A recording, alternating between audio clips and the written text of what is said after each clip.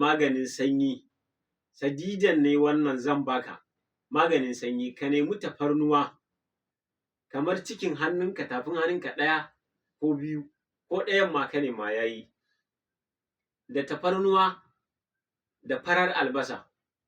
Sannan ka nemi citta mai yatsu, in baka same ta ba tai ma wahalar samu, kowane iri ma ka nema, kowace iri ma ka samu ka sa. Ka jiƙa tafarnuwan nan da wannan lemon da cittan nan, tafarnuwar ta kai cikin tafin hannunka ɗan uwana.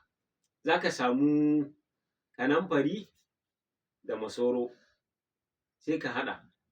Ɗan uwana ka dinga jiƙawa kana sha, ka sa lemon tsami a ciki ya ɗan yi yawa saboda zai kashe maka gafin wa'incan abubuwan. Ɗan uwana ka dinga jiƙa wannan kana sha. In sha Allahu in dai sanyi ne ya dame ka, ya taru maka a mara, wallahi za ka dinga yin fitsarinsa duk lokacin da ka sha maganin nan.